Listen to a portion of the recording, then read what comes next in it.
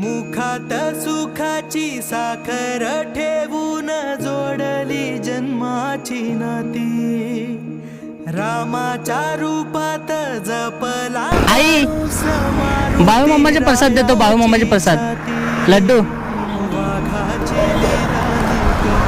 कुठलं का मावशी? हा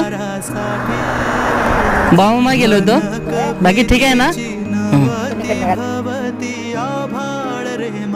आम्ही कोल्हापूर सगळ्यांना तिथे चाललोय प्रसाद. ठीक आहे, आई सगळं वाटलं मामच्या म्हणून भेटलो.